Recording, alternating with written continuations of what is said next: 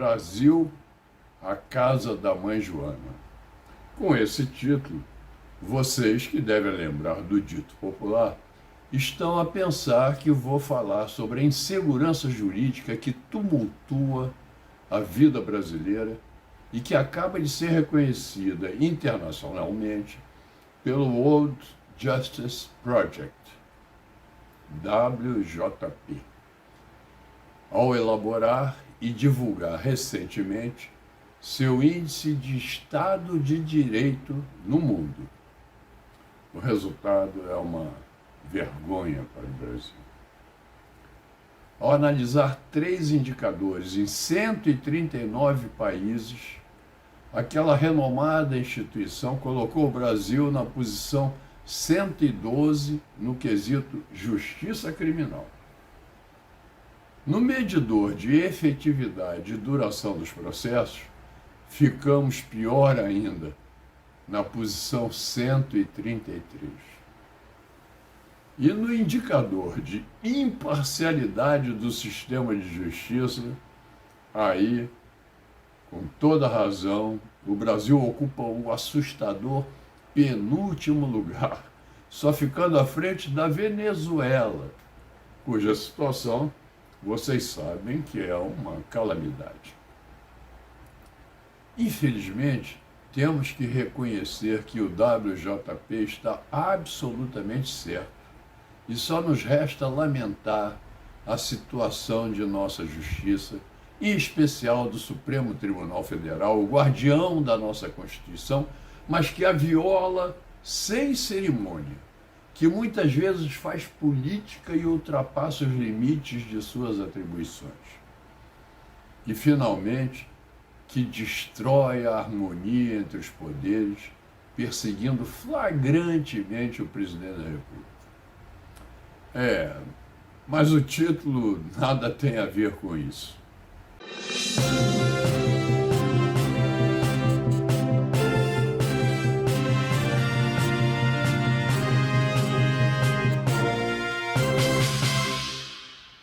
Março é um mês de homenagem às mulheres, mas o assunto dominante, infelizmente, é a guerra entre a Rússia e a Ucrânia.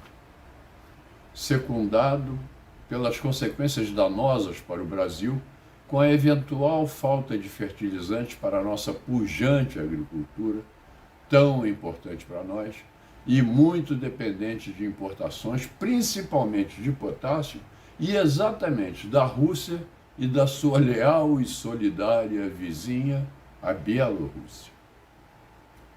Mas ao abordar o tema de fertilizantes, certamente cabe uma homenagem às mulheres.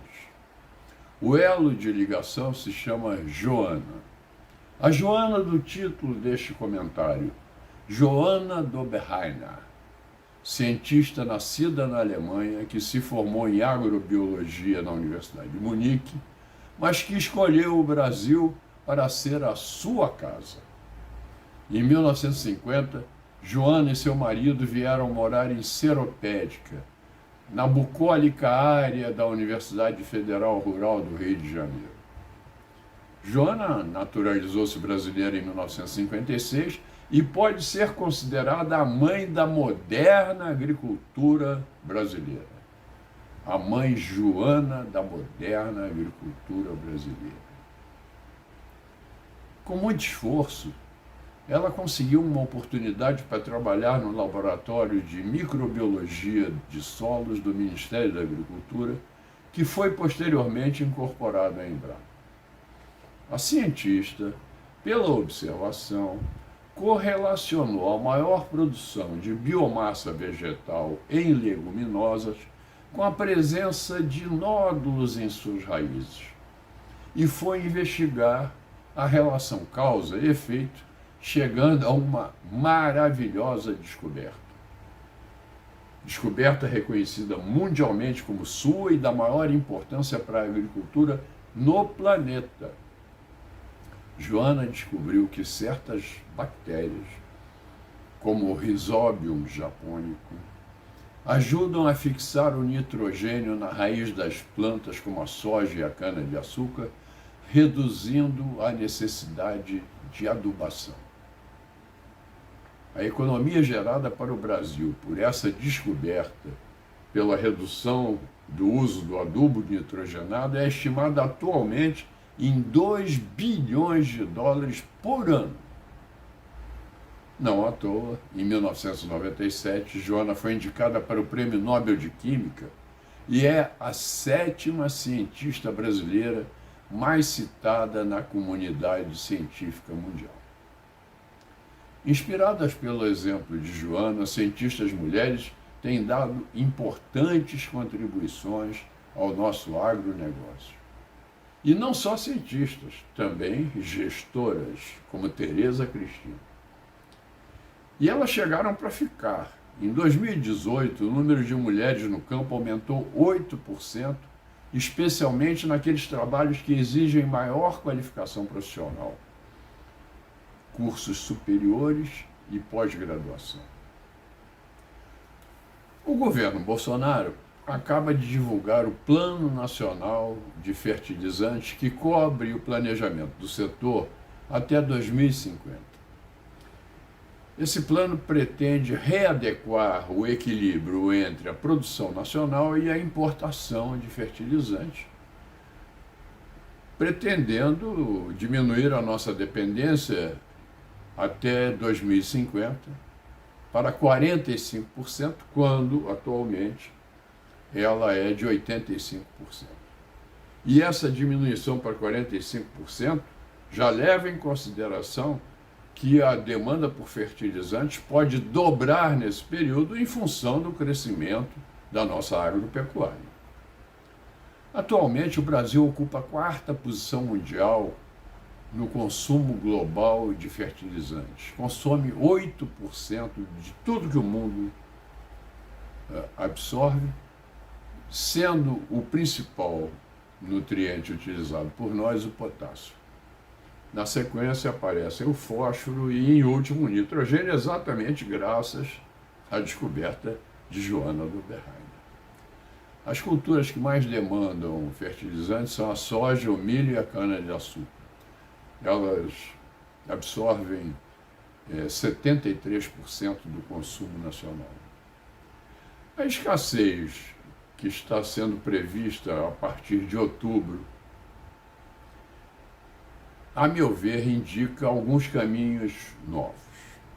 O primeiro seria o uso mais eficiente dos fertilizantes, evitar os desperdícios que existem naturalmente em nossa agricultura. E isso será feito através do trabalho de extensionistas que visitarão os polos agrícolas mais importantes do país e que podem chegar a promover uma economia de até 20% no uso de fertilizantes já nessa safra 2022-2023. Isso significaria até $1 bilhão de economia para o produtor rural brasileiro. Em segundo lugar, em vez de continuarmos insistindo somente na utilização de fertilizantes do tipo NPK, nitrogênio, fósforo e potássio, devemos incentivar a descoberta e o uso de biofertilizantes, como as macroalgas, e incentivar outras tecnologias de nutrição das plantas, como adubos orgânicos enriquecidos com minerais, não esquecendo principalmente o composto, que é obtido através do tratamento tecnologicamente avançado do lixo, dos resíduos sólidos que o Brasil produz em quantidades gigantescas, principalmente nas grandes capitais.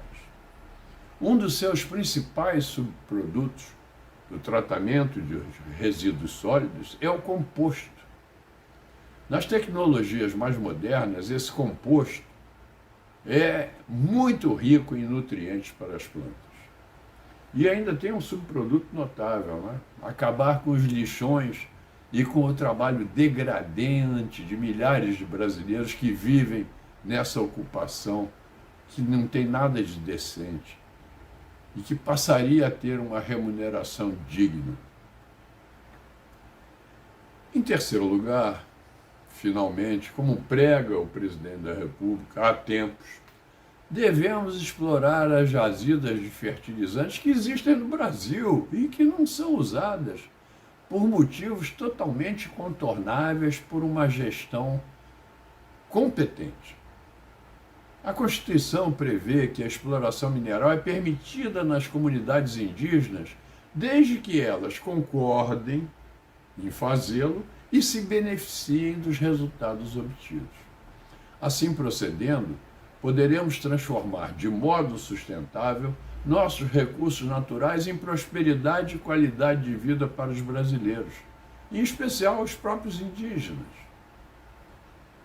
Mas lembremos e louvemos, neste momento, outra mulher notável do nosso agro, a ministra Tereza Cristina, que viaja pelo mundo reforçando a diplomacia dos fertilizantes, expandindo nossas relações de compra desses nutrientes em escala global. Agora mesmo, no dia 12, no último dia 12, a ministra viajou para o Canadá para tratar desse tema, após ter visitado o Irã recentemente e a Rússia no ano passado.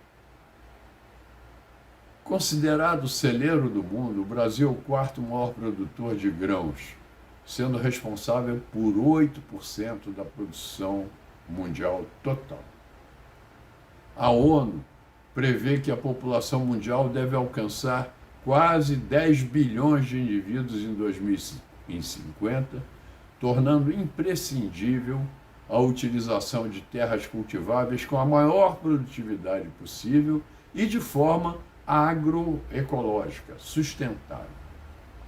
Resolver o nosso problema com os fertilizantes, portanto, é uma questão de segurança alimentar não só para o Brasil, mas também para o mundo.